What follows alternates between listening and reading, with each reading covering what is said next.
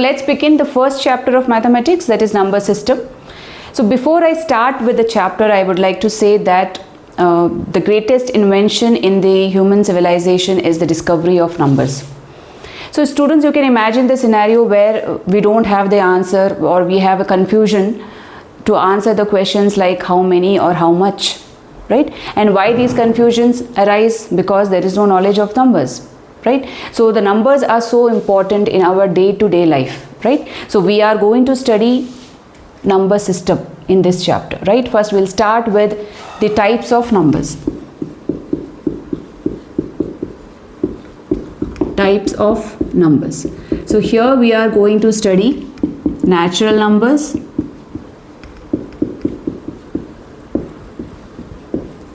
we are going to study whole numbers,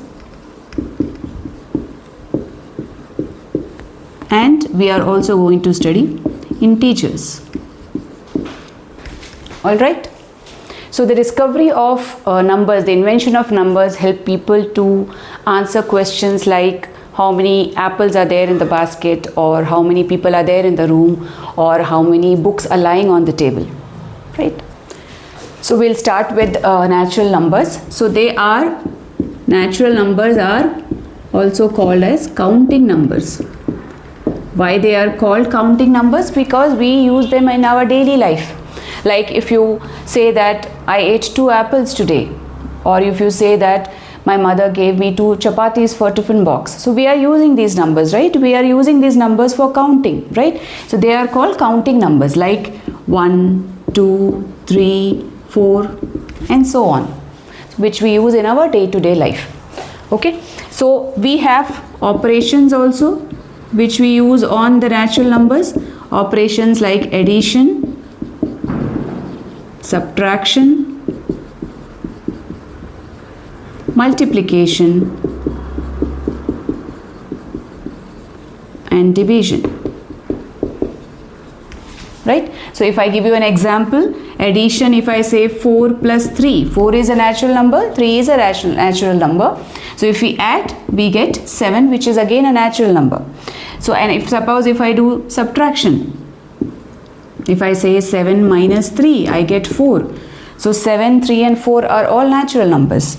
Multiplication, same way we can do. 7 into 3, we can write 21, which is again a natural number. Division also we can do. Suppose pick any number, 21 divided by 7, we can write 3, again a natural number.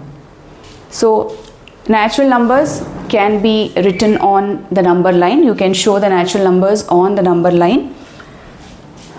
So natural numbers, we can represent it on the number line also. So if we start, natural numbers start with 1. So we can take equal divisions on the line, and we can represent the natural numbers on the number line. Okay, and it will go on from 1, starting 1 till infinity. So the next type of number which you are going to study is the whole number. Children, if you see a condition, suppose if I write a natural number 4 and I subtract 4 from 4, what do we get? We don't know what do we get, right? We don't know what is it. If 4 is subtracted from itself, if a number is subtracted from itself, we don't know what is the answer, right? There is an emptiness, right? There is an emptiness. So to overcome this difficulty, the natural numbers, the knowledge of natural number was extended to 0. Okay, so the number 0 is introduced. Okay, so when the natural numbers we use along with 0, we call it as whole numbers, right? So if I draw a number line now to represent whole numbers, I will start with 0, then 1, 2, 3, 4, and so on. So whole numbers will include 0 along with the natural numbers. So in whole numbers also we can perform all the 4 operations, that is addition, subtraction, multiplication, and division. The way I showed you for natural numbers, we can perform the same operations for whole numbers as well. Now students, we have the third set of a number which we are going to study is integers. Okay. So children, you already know that if I write a whole number, let it be 2, and add another whole number, say 3, we know that we get 5, right? Similarly, if I consider subtraction, if I subtract say 5 minus 2, we know we get another whole number or a natural number 3. But what about a situation where I say 2 minus 5? What is the answer? We don't know which whole number we have to write here, because it's a smaller number minus bigger number. What we have studied is when we are subtracting a smaller whole number from a bigger whole number, we get another whole number. But when we are subtracting a bigger whole number from a smaller whole number, we don't know what is the answer, right? That's why we study integers. All right. So we need to extend the whole number system. So we use the numbers integers. We use numbers like +2, +1, or we use -1, -2. So we write it as +2 or +1. And these numbers we write -1, -2. Right?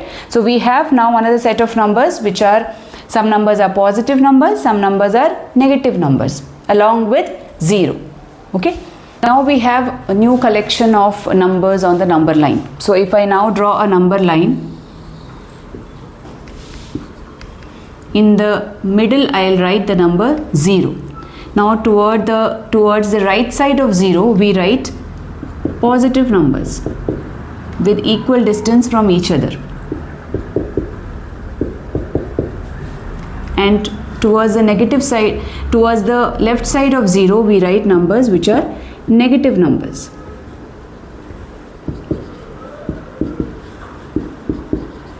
So all these numbers are placed at equal distance from each other. The numbers are, some numbers, the positive numbers are on the right side of 0, and the numbers which are on the left side of 0 are the negative integers. So we call these numbers as negative integers.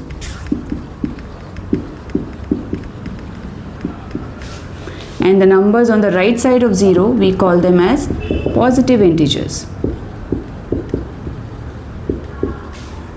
And the number, this is 0, which is neither positive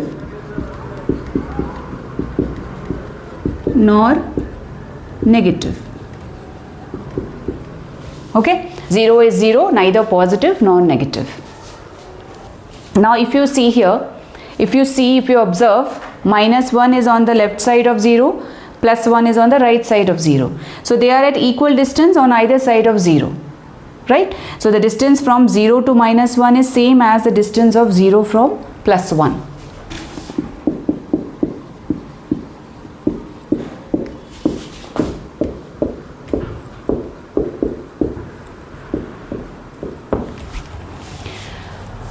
Students, now I already told you that natural numbers are the counting numbers which we use in our daily life to count different things, right?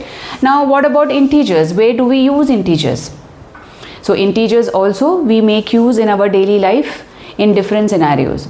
Like the first example, if I give you, we use it in profit and loss cases. If I say I have a profit of rupees 50, I can write it as +50.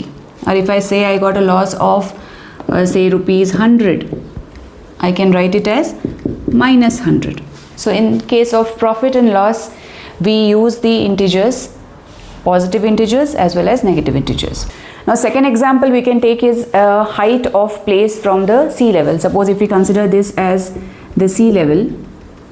So what is the height above the sea level? What is the height below the sea level? So if I say 5 kilometer above sea level, I can write it as +5. If I say 5 kilometer below the sea level, I can write it as -5 kilometer. Right? Third example. So we know that freezing point of water is freezing point of water is 0 degrees Celsius, right?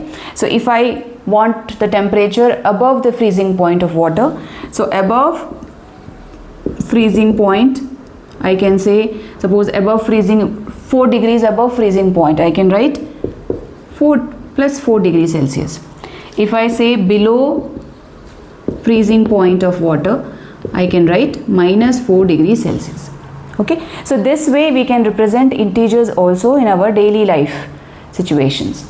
So this way we can represent integers in mathematics. So the next topic which you have to learn is about ordering of integers. I hope you must have studied in your earlier classes how do we order the integers, right? How do we represent integers? So you have to remember that as I showed you the number line, 0 in the middle and positive numbers on the right side of 0, negative numbers on the left side of 0, right? So here the numbers which are on the right side of 0 are greater than 0, right? They are positive integers, they are greater than 0, they are on the right side of 0. And the numbers which are on the left side of 0, they are less than 0. They are negative integers. And greater than 0 numbers, they are positive integers. So here the numbers which are on the right side are greater than the number which is on the left side. Suppose an example, if I write 3 plus 3 is on the right of plus 2. So I can say plus 3 is greater than plus 2, right? So plus 3 is on the right side of plus 2. So we say that plus 3 is greater than plus 2. But in case of negative integers, here minus 2 is on the right side of minus 3. So I have to write minus 2 greater than minus 3. We can't write minus 3 greater than minus 2 even though 3 is a number which is greater than 2.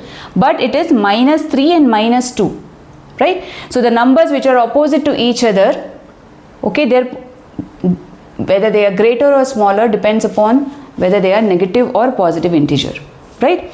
So plus 3 on the right side of plus 2, so plus 3 is greater than plus 2. But in case of negative integers, you see minus 2 is on the right side of minus 3. So minus 2 is greater than minus 3. So an important note, make a note.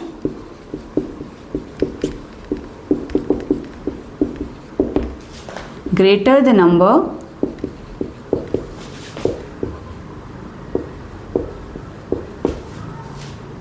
smaller is its opposite, right? So if here plus 3 is greater than plus 2, but its opposite minus 3 will be smaller than minus 2.